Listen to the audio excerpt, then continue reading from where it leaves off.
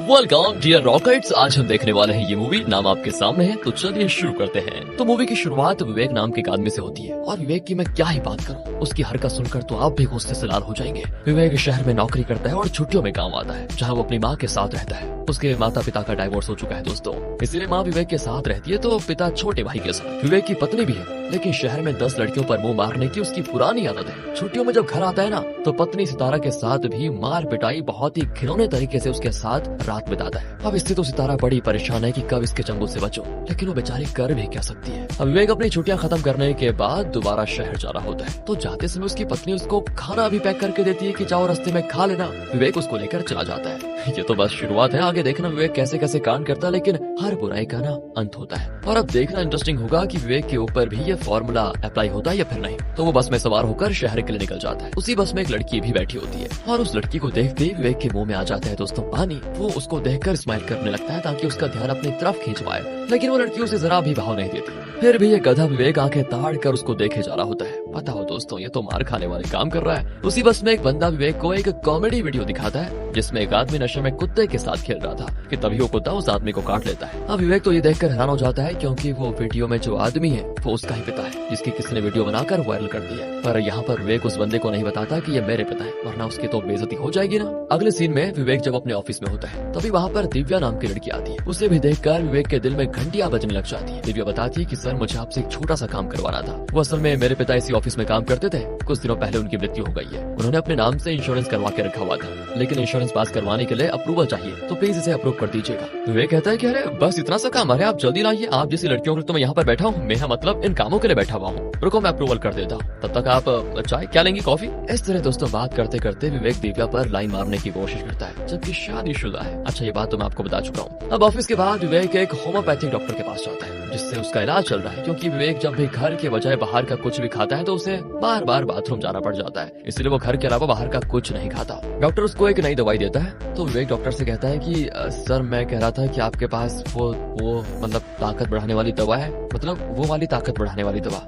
Doctor समझ जाता है कि विवेक क्या मांग रहा है, इसलिए वो उसे कुछ दवा देकर कहता है कि देखो ये काफी ज्यादा स्ट्रॉन्ग है, इसे ऐसे मत खा जाना, दारू के साथ मिलाकर खाना। विवेक मान जाता है और घर आते समय रास्ते में दारू खरीद लेता है। इसके बाद वो अपने शहर वाले घर में आता है, जहाँ एक बूढ़ी महिला भी रहती है। विवेक और उस महिला ने मिलकर शेयरिंग पे ये घर लिया है। उस बूढ़ी महिला का ख्याल रखने के लिए एक कपल को रखा गया है, जो डेली घर का काम वगैरह करके जाते हैं। अब रात को उसी महिला की बेटी डियाना घर पर आती है। वो और विवेक दोनों रिलेशनशिप में रह चुके हैं दोस्तों, मतलब अभी भी रह रहे हैं। डियाना की बात की जाए तो वो एक स्ट्रगलिंग एक्ट्रेस है, जल्दी कोई इसको रोल भी नहीं देता, इतनी बुरी है वो, और देता भी है तो वो खुद से उस रोल को अच्छे से नहीं निभा पाती। डियाना की माँ विवेक को बिल्कुल पसंद नहीं करती, लेकिन वो बेचारी ना चल सकती है ना बोल सकती है, इसलिए बस विवेक की सारी हरकत देखकर भी अनदेखा करती है। और इस चीज का ही तो विवेक फायदा उठाता है। वो डियाना के साथ भी बहुत ही बुरे तरीके से रात बिताता है। अब अगले दिन विवेक दिव्या से खुद मिलने जाता है, उसके अप्रूवल पेपर्स को लेके। दिव्या ब्यूटी पार्लर में काम करती है। फिर वहाँ विवेक को देखकर वो खुश भी हो जाती है, इस वजह से कि ये बंदा देखो खुद चलकर यहाँ मेरे पास पेपर्स देने के लिए आया है। और उसे क्या पता, इस विवेक को जहाँ लड़कियां दिखेंगी मक्खियों की तरह भिनभिनाते हुए वहाँ पहुँच जाता है। इसके बाद तो वो दिव्या को कॉफी पर जाने के लिए भी कहता है, पर दिव्या काम ज्यादा है बहाना करके डाल देती है।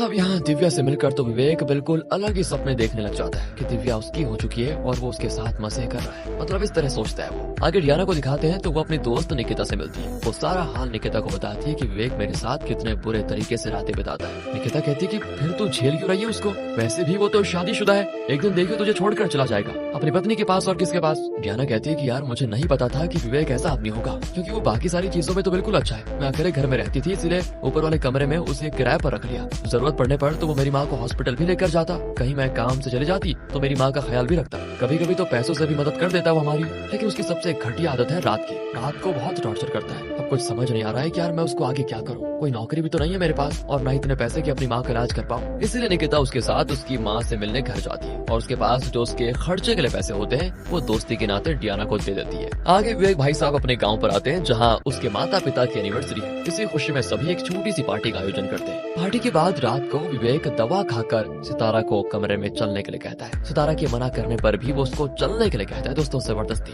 तभी उसको आता है डियाना का फोन, जहाँ रोते हुए वो उससे कहती है कि सुनो माँ का देहांत हो गया है, यहाँ पर कोई नहीं है जो चीजों का बंदोबस्त कर पाए, इसलिए प्लीज तुम आ जाओ। विवेक कहता है कि मैं आ जाऊँ? मैं कहाँ से आ जाऊँ, मैं तो अपने गाँव पर आया हूँ, मैं नहीं आ सकता। कुछ पैसे भेजता हूँ, आस पड़ोस वालों से अंतिम संस्कार करवा लो। बेचारी डियाना निकिता और आस पड़ोस के लोगों के साथ मिलकर अपनी माँ का अंतिम संस्कार कर देती है। कुछ दिनों के बाद विवेक फिर से घर आ जाता है। घर आकर डियाना की माँ की फोटो पर हार तो चढ़ा देता है, पर उसके बाद वो डियाना के साथ फिर से वही गलत हरकत करने की करता है कोशिश। डियाना इस बार उसको सीधे सीधे मना कर देती है कि तुम इंसान हो या हैवान, जब भी देखो बस एक ही चीज के पीछे पड़े रहते हो। बस दोस्तों, ये सुनकर विवेक उसको मारने लग जाता है, पर जब उसे खुद समझ में आता है कि यार ये मैं सही नहीं कर रहा था, तो वो डियाना को फिर से मस्का लगाने की कोशिश करता है कि चलो जैसी तुम्हारी मर्जी, मैं जबरदस्ती नहीं करूंगा। अगले सीन में निकिता डियाना को एक वीडियो दिखाती है जिसमें विवेक दिव्या के साथ था। निकिता बताती है कि ये विवेक तुम्हारे साथ रहकर भी दूसरी लड़की के साथ रिलेशनशिप में है, कैसा बंदा है यार ये। डियाना तो कहती कि नहीं, तुमने गलत देख लिया, ऐसा हो ही नहीं सकता। इसका मतलब विवेक अब मुझे छोड़कर दिव्या को अपना शिकार बनाएगा और उस बेचारे को भी वही सहना पड़ेगा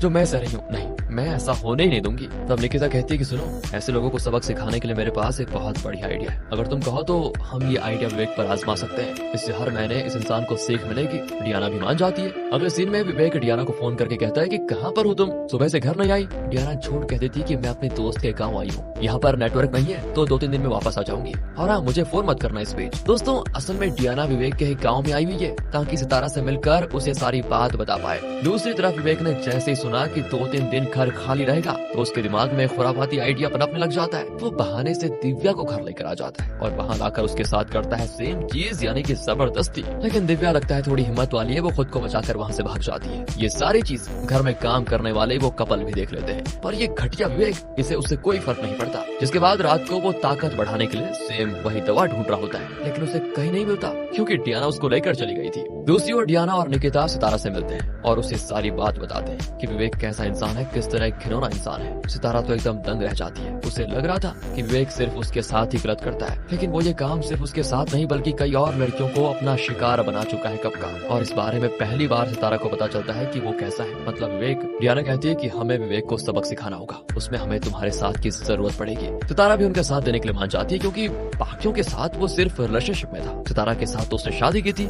और इस चीज से उसकी शादी खतरे में आ सकती है। डियाना और निकिता उसको समझाते हैं कि अगर तुमने अभी कोई कदम नहीं उठाया और हमारा साथ नहीं दिया तो न जाने कितनी मासूम लड़कियां उसका शिकार बनेगी, और अगर तब भी तुम नहीं मानती हो तो ठीक है, फिर सहते रहो उसका टॉर्चर। इस हफ्ते भी वो आएगा और तुम्हें टॉर्चर करके जाएगा। लेकिन फिर भी सितारा उन्हें कोई जवाब दिए बगैर वहाँ से चली जाती है। अब वीकेंड पर विवेक घर आता है। रात को सितारा पर डियाना का गुस्सा उतारते हुए सारी भड़ास उस पर निकाल देता है, बहुत ही बुरे तरीके से, साथ में मार पिटाई भी करता है। बस अब सितारा ठान लेती है कि बहुत हो गया इसको सबक सिखाना ही पड़ेगा। इसीलिए अगले दिन वो अपनी सास और अपनी बेटी को विवेक के छोटे भाई के घर भेज देती है और इंतजार करती है अगले हफ्ते फिर से विवेक के आने का, ताकि सब मिलकर उसको सबक सिखा पाए। अब अगले वीकेंड पर जैसे ही विवेक घर आता है, वहाँ सितारा, डियाना और निकिता तीनों मौजूद होती है, जो तीनों ही विवेक पर हमला करके उसे कुर्सी से बांध देते हैं। इसके बाद निकिता अपना यूट्यूब चैनल पर आती है लाइव, क्योंकि उसका ऑलरेडी काफी बड़ा यूट्यूब चैनल है। वहाँ लाइव आकर वो सभी को विवेक की सच्चाई बताती है कि देखो इस आदमी को, ये इंसान नहीं हैवान है, न जाने कैसी कैसी दवाइयाँ खाकर ये अपनी पत्नी के साथ गलत हरकतें करता है, उसे खूब टॉर्चर करता है। ये काम सिर्फ अपनी पत्नी के साथ नहीं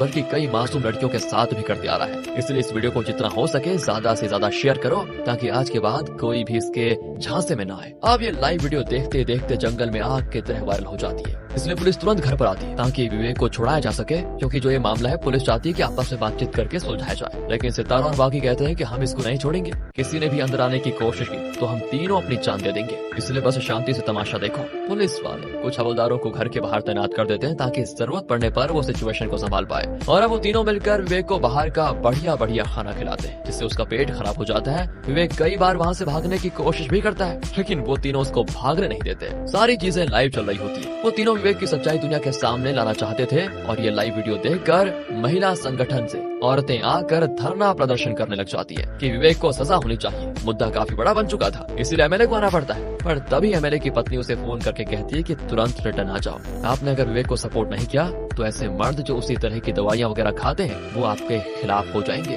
क्योंकि दवा खाना तो अपराध नहीं है ना। और अगर आपने विवेक के हक में कोई बात कही तो महिलाओं का वोट तो समझो गया, दोनों तरफ से फंस सकते हैं। एमएलए भी हैरान होता है कि मेरी पत्नी बात तो सही कह रही है, इसलिए वो निकलता नहीं। पॉलिटिक्स दोस्तों, पॉलिटिक्स। पूरी रात ये लाइव चल रहा होता है। सितारा को तो डर है कि अभी तो सभी हमारा सपोर्ट कर रहे हैं, पर बाद में तो विवेक का टॉर्चर अकेले मुझे सहना पड़ेगा, इसलिए हमें ये लाइव बंद कर देना चाहिए। लेकिन वो लोग कुछ करते, तभी विवेक का पिता जबरदस्ती घर में घुस आता है। वो सितारा और बाकियों से कहता है कि इस लाइव को चालू रखो, मैं भी सबके सामने कुछ कहना चाहता हूँ। इसके बाद वहाँ पर अमीनी नाम की एक महिला आती है। दरअसल अमीनी और विवेक के पिता रिलेशनशिप में थे। कहने को तो हम दोनों रिलेशनशिप में थे, लेकिन कभी हमारी शादी नहीं हो सकी। शादी के बाद भी कभी हुआ तो मैं अमीनी के घर के सामने से गुजर जाता, तो कभी चाय वगैरह के लिए वो मुझे घर पर बुला लिया करती। पर इस चीज को देखकर लोगों ने अफवाह फैला दी कि हम दोनों रिलेशनशिप में अभी भी हैं। ये खबर जैसे ही विवेक की माँ को गई, उसने मुझे डाइवोर्स दे दिया। अरे लोग कुछ भी कहें, वो कुछ देर तुम्हारे साथ रहेंगे, लेकिन जरूरत पड़ने पर तुम्हारा साथ देने वाला कोई नहीं होगा, तुम्हें खुद अपना सहारा बनना पड़ता है। अमीनी सितारा और डियाना से कहती है, यहाँ पर गलती तुम दोनों की है। विवेक के पिता और मैं दोनों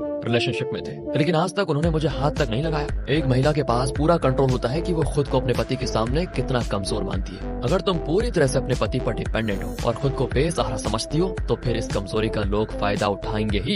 इसलिए तुम्हें मजबूत बनना पड़ेगा। ऐसी बनो कि तुम्हारी मर्जी के बगैर कोई तुम्हें हाथ लगाने के बारे में सोच भी ना सके। ये सुनकर डियाना और सितारा सभी से कहते हैं कि अब से हम विवेक के साथ नहीं रहेंगे। हम कोई लाचार नहीं है जो ऐसे इंसान के साथ रहे जिससे हमारी कोई कदर ना हो। इतना कहने के बाद वो दोनों वहाँ से चले जाते हैं और विवेक को कर लिया जाता है आजाद। मूवी के आखिरी सीन में वो बस वाली लड़की जिसे विवेक हमेशा बस में हवस भरी निगाहों से देखा करता था, वो अपनी कंप्लेंट पुलिस स्टेशन में दर्ज करवा देती है। क्योंकि पहले तो वो डरती थी, लेकिन लाइव देखने के बाद उसे समझ में आ गया कि वो भी बुराई के खिलाफ आवाज उठा सकती है। जागो दोस्तों, जागो। ये मूवी क्या कहना चाहती है आप बताओगे कमेंट्स में, मैं नहीं बताऊंगा, क्योंकि ये मूवी एक सोशल मैसेज देना चाहती है। लड़कियां खुद को कमजोर समझकर टॉर्चर सह लेती है। आज भी कई सारी औरतें होंगी जो अभी भी अपने पति से या किसी दूसरे पराये मर्द से परेशान होंगी, लेकिन डरती हैं आवाज उठाने से। उन्हें मोटिवेट करने और हौसला बढ़ाने के लिए ये मूवी बनाई गई है। क्या कहते हैं लोगों आप? बहुत बढ़िया मूवी है ना ये। मिलते हैं आपसे अगली वीडियो में, तब तक आप कमेंट करके बताओ। मिलता हूँ कल, ध्यान रखेगा अपना।